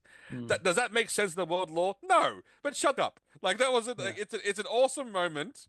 And it does show that like their connection goes beyond like pushes his mind be like basically presses it down long enough for him to basically be the hero that he's meant to be. Awesome moment. And James Gunn had the chance, it was right there, and he decided not to be a dick and like just like I'm sorry, like if you see a low-hanging fruit and as you're walking by, and it's a delicious apple, you take the low-hanging Yeah. fruit. You just swipe it. Predictable is sometimes better. If I go to a steak restaurant Here we go. and I sit down and they go, ha, French parfait fish with creme de sauce. Are you not entertained? I'm going, I came here for For steak. steak. Stop you trying to subvert my expectations. I don't know if that's what he would have been doing. No. He probably came in and went, I know you like medium rare, Chris, but burnt. Have a taste. Let's see what you think. I think, and this is my theory, is that they wanted to set up what's his name? Warlock? Adam Warlock. Yeah. Warlock. That's what I'm guessing. I'm guessing they wanted to set him up for future projects. You could have done it another way. You robbed us. You robbed us of the moment. Yeah. That you had worked so hard to build up their relationship, and you robbed it, and you fucking just we're also robbed us. dealing with Disney, so there's that. Okay, there's that. Okay, I'm calm now. I'm calm. Okay, you're calm. All right, now I'm calm. I thought long and hard about it. The only game I played was Dragon's Dogma 2. Okay. And that was which good. is not as good as the first. It's not as good as the first one. I miss that there's no OP. like shoot the cannon. Yeah, there's no Mystic Knight where you could break the fucking game. Even with the cool spear class, not as OP as the Apparently, one of the archer classes is the OP class. Yeah, I know. I went with that Magic Archer. Yeah, apparently it's fucking ridiculous. It's fantastic, and it's really cool because there's a move where you can take half your health and deal that to, OP attack, but you can die from it. But apparently, there's if you be the Wayfarer, you can be both the spear and the magic arrow, so you basically have the best of both. You have the best of both worlds. I didn't get to that. I did play it 1.5 times through. Because once you finish it, it's got the ever cycle, and you can just reset your character and decide to do something. Yeah, it's just cool. That's the only real game I played that was new. I keep playing older games, which that says something about the industry. Mm-hmm. But as for movies, obviously Deadpool and Wolverine, Sonic 3. But there's a few that surprised me. One, I did watch Subservience at the recommendation of Chris. Weirded me out, but I kept watching it. How good is that film? It's a good film. I don't like Megan Fox, but she was perfect, right? Like a robot. That was great. And creepy robot. You just knew things that were coming, and then it just kept getting worse. I'm gonna say the line that's out of context, but Jamie will get it. Remember when she did the thing and she was like, "Here you go, little bird," and it's like, it's like, oh my god, it was a brilliant film. So good. Usually I go out on my way to not watch Megan Fox films. But again, best performance of her career. Yep. Absolutely. Best performance of her career. I obviously like Kingdom of the Planet of the Apes. That was pretty good. Classic story. But the two films that surprised me the most, one at the start of the year was a film called Musica. Basically, a guy has synesthesia, which is basically where you see music. In this, he's more so, there's a version of it where you kind of hear music in everything, and he's just like, loosely based on a true story about this guy's take. It was just like a fun film.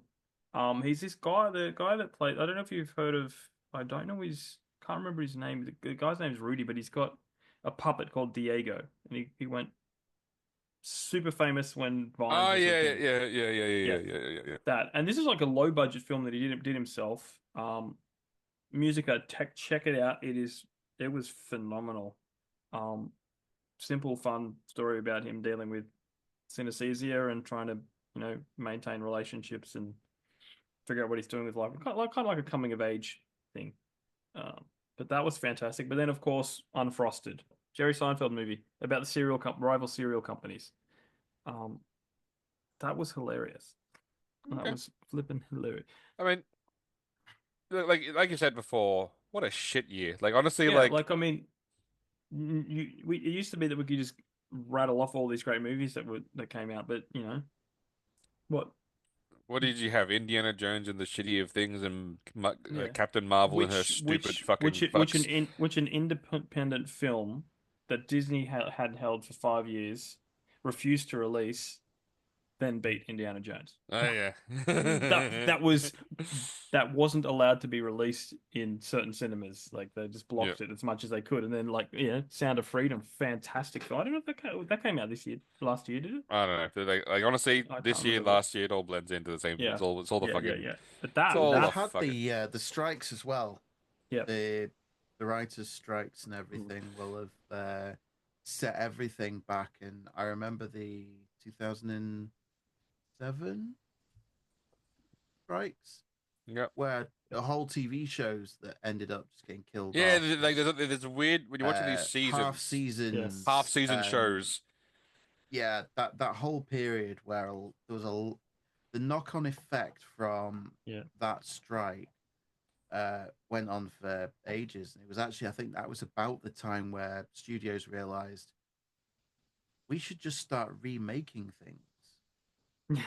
And we're still feeling that because this year we had the remake of The Crow, done by people that just did not understand The Crow and didn't. Yeah, well, they never do, But those strikes, I think that's going to be an issue, and then obviously without going heavily political, there is a big shift in culture at the moment. Oh yeah, 100%. It's been going on for the last few months. It's really picked up. Even with that in mind, you look back on the last 12 months, and you kind of think, yeah, we've not had a lot that's been good because of the ideological capture, which whether you swing that way or not, it's not for everyone. And people just used to make films because it was a good story. And if there's plenty of stuff that I would not align with, say politically, but it's still a damn good film. Yeah. So I can enjoy it. They lost that. On that note, I don't know if it's coming back. Here's what we have to look forward to. It's going to be earlier mentioned Captain America renamed Brave New World because it was New World Order that has been reshot almost entirely twice. Yeah. I'm not interested. Let's say that. Zootopia 2, I didn't even know they were doing. I like the first one. Yeah, this is unnecessary. It's Disney, and the OG Disney himself, Walt Disney, was against sequels to begin with, and then the moment he passes on, they're going Aladdin 4. I'm gonna go out on a limb here and say that I've seen Zootopia because of kids, family, and there's been a few sequels. I mean, obviously, the Inside Out 2. My kids love it. It's not terrible. I know there's some controversy about stuff that was cut, and let's ignore that.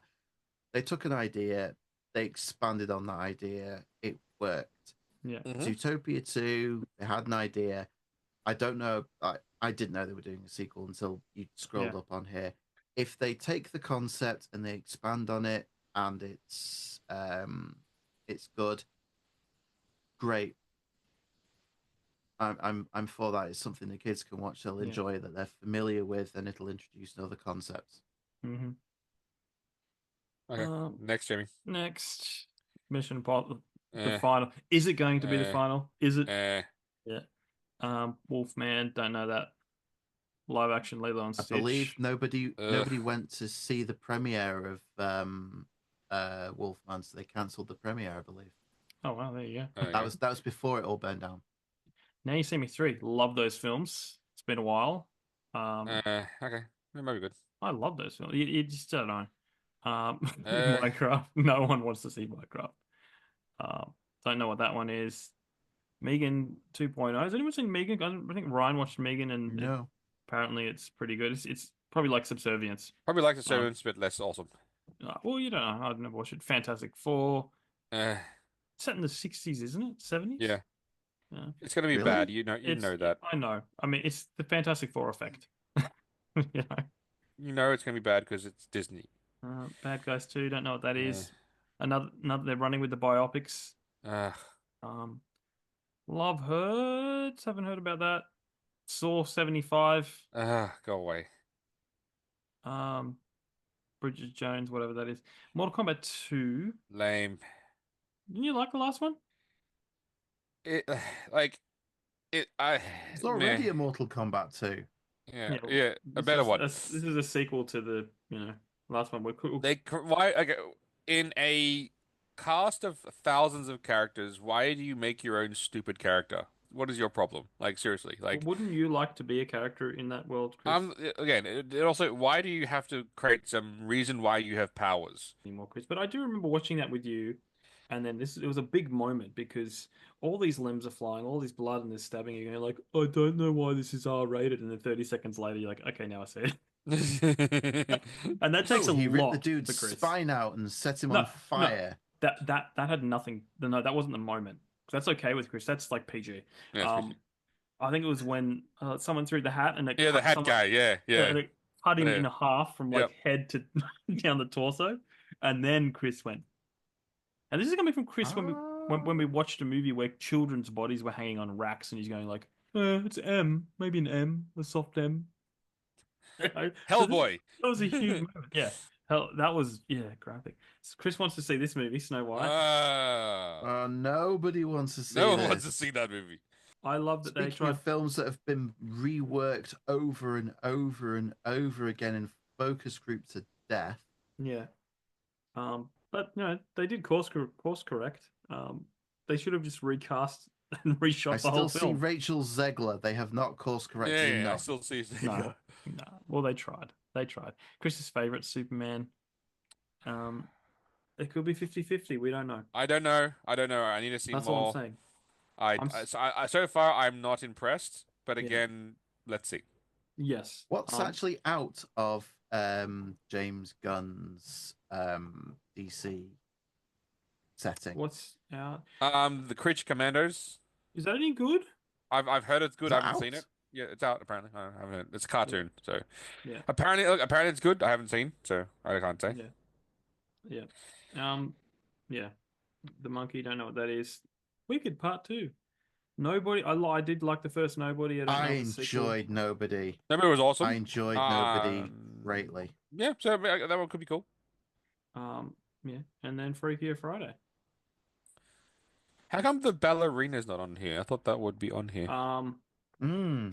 Yes, no, well, I think I went for a list that was more variety because one of them was like the ballerina and then all this crap that we didn't want to Okay, fair.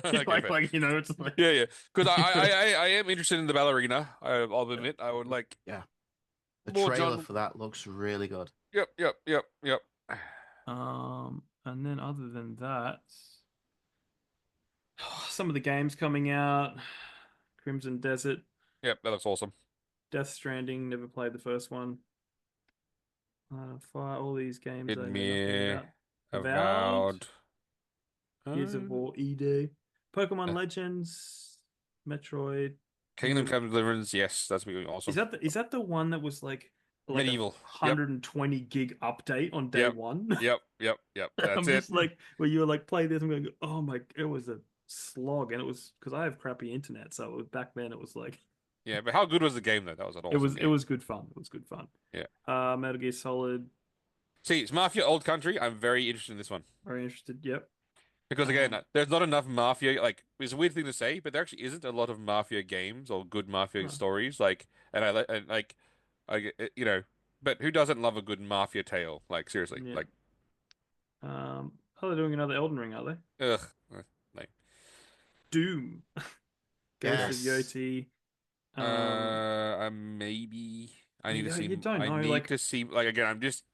I don't like that they went away from Jin as the main character. Yeah, I think once you've established a really cool character, you probably should make another yeah, game with him. yeah. I no, I Maybe it's because they want to go for a different time period, don't they? And they're going um, for a different time period, and I think it's Sony's push to make Ghost a franchise. So it's yeah, like Ghost of this, Ghost of that, blah blah yeah, blah.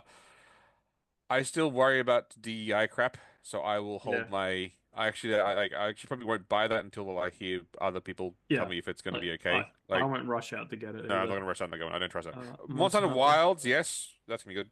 That's gonna be good. Talking about DEI. Fable, yeah, no, fuck that. No, Oh. that's gonna be bad. Look, I don't have an Xbox, so I'm not going to go out of my way. They got me the first time because the first game was brilliant, nominally good, one of my all-time favorites to the point where I have an Xbox 360 and the game, and I'm like, I'm I'm scared to play it because of the memory I have of it, you know. Um, but look, if they make it, if it's just a crappy, ugly character for the trailer, but you can have a customizable character, maybe. But again, I'll wait and see. You know it's going to be infested with shit, Jamie. Yes, like Grand Theft Auto 6. I worry about that game so much. Like I literally just Well, they're already putting restraints on it. yeah, they're already talking about the restraints. Like that's yeah, I worry so much. Like it's Yeah. just not gonna. That game will still make a redonkulous. Oh no, it's gonna make thing. money because Yeah. like that's yeah. Even if people hate it, they will still buy it because people can't. I don't want to sound like a snob. Normies can't help themselves. Yeah, They will get it because it's GTA. Yeah. exactly. And look, I honestly don't think they can beat 5. GTA 5 was fantastic. Even from a story standpoint, it was good fun. I do have some other there's some glaring omissions on the upcoming 2025 films. We have Jurassic World Rebirth. Is that coming out this year? So according to Google, and Google would never lie to us, Of course. that's there. We have Wow. another Silent Hill movie, Return to Silent Hill. Yeah. I am a fan of the first Silent Hill film. Okay. I enjoyed it. We have 28 Years Later. That's interesting. Like, I'm interested in that, and I haven't even watched the first one. I would really. The first one is a really well made film. It's tough to watch. It is a very tough film to watch. The themes, even if when you get around to watching it, you'll know what I mean when I say the third act. It gets very, very dark. But even before then, you're already dealing with the entire United Kingdom went insane and killed each other. It's not zombies in a traditional sense. No. I thought we were staying away from current events and news. like I was just about to say that. Boom. But the sequel, a lot of people say 28 Weeks Later is in no way a worthy sequel. I would argue against that. It's not as good as the first one on a technical level, but I still really enjoyed it. Mm-hmm. It has Jeremy Renner and cool. Robert Carlyle. So you mentioned in the other list Saw 11. Yep. And after 3, man, just nope out. Stop. I did. I think I mentioned this the other month. I watched Saw 10, and it was a prequel or a midquel. It was set between movies, 1 and 2. That was actually okay. That said, for 11, wow, where do you go from here? Yeah. Oh, I've got a list up. There's another Tron film. Oh yeah.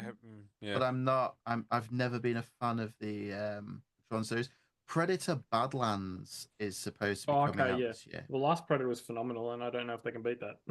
It's just Prey. again, Prey was interestingly Fantastic. divisive. Where if you didn't like it, you weren't outraged by it. You just kind of go, "I Yeah, didn't really like it." I think I was just surprised Um, by it. You know. yeah. There's Moana 2, Never seen the first one. Not interested. which my kids enjoyed Moana. They like the songs from it. Um, Look, so that could be interesting. There's Tangled was the last uh, great one, so yes, I'd agree with that. There's another Final Destination film coming Ooh. because when you just want to watch really convoluted death scenes, yeah. that's the series. That's the for series for you. Yep, yep. I still remember sitting in Um, the movie theater with Chris. I think we were watching Green Lantern before we realized what we were in for. And Don't remind me. there was a whole row of children waiting to watch Green Lantern, and I was like one father, or I don't know who, yeah. But the trailer for Final Destination 5 comes on, and the father's just cover your eyes, trying to block, you know. I think, like, I'm almost certain the cinema broke a rule there or a law Yeah. because But yeah, well, you're supposed to play you're not trailers that allowed, match the. like, the movie was PG and Yeah. they were showing an MA trailer. Yeah. I'm pretty sure that's not like, Well, do you remember when the first Inside Out movie came out? And in yeah. America, because the first couple of letters are the same as Insidious, the cinema started playing Insidious instead of Inside Whoops, Out. whoops. Let's just say there were repercussions for that. Yeah, like I'm just I'm wouldn't. scrolling through this this list. There's Anything else? also a sequel to The Accountant, Okay, yeah, I heard about that. and there's another Skyline film. Is it called The Receptionist? Oh no. Unfortunately, no. The Accountant 2, very creative. Okay. Yeah, there's another Skyline film, which is apparently the 4th film in the series. I've never heard of it. There was a weird alien invasion film. It wasn't Good. great. Yeah. Cool, But cool. it's happening. Well, Yeah. things are coming, but More sequels to things that people barely watched. yeah. Don't you Because love we that? had the writer's strike. Yep. Because writers went on strike and they said we don't want AI, and they went, okay, you don't have AI. Like, You're all fired. Yeah. Anyway, yeah. here are the Like- 5. Like Chris said, we've got to slug it out for a year or two before Yeah, things it's gonna get be. better. I don't think a year. I think maybe like, no, actually about a year. About a year. I'd say for the gaming world, A couple of years. That's gonna be bad. Yeah. Yep. Yeah. Um, you know, I beg to differ. I think the indie games are Okay, still yeah. going strong. The AA titles. I mean, we got Helldivers last year, which was Yeah.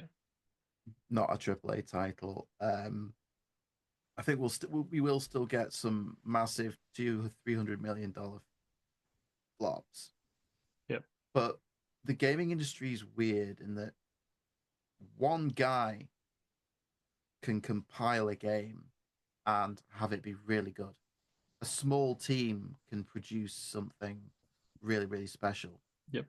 You don't need a $200 million budget, an orchestra, and everything to make a great game. No, You can have a great game that is great because of its concept.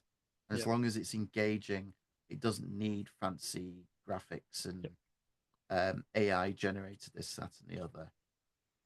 To the same extent, but to a lesser extent with films, because it's difficult to get a film made and distributed. But there are plenty of creative people out there making things for next to no money. Maybe it goes straight onto YouTube, but it's always worth keeping an eye on YouTube for those short 20-minute films that people have made. Because a lot of the time you'll be more entertained by that than a lot of the stuff that comes out at the cinema these days. Perfect analogy for Star Wars. The fans know better. On that note, guys, thank you for listening. Remember to check out our sponsors, Rebecca Cassells, Martin Kearns. Reach out at thetrueandthefictional@gmail.com. All the links for our socials are down below. And for our final thought, TVs, they're getting thinner, people are getting fatter, so we're still the exact same distance from the screen. Thank you. We'll see you guys next time.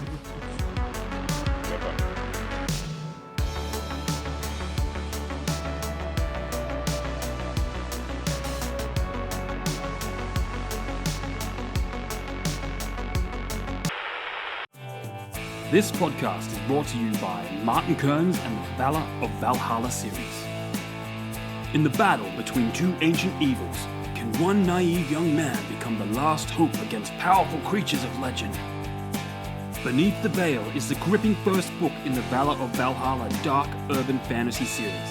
If you like reluctant heroes, infernal myths, and bloody epic clashes, then you'll love Martin Kearns' formidable foray into the unknown. So head on over to readkearns.com and grab yourself a copy of Beneath the Veil today.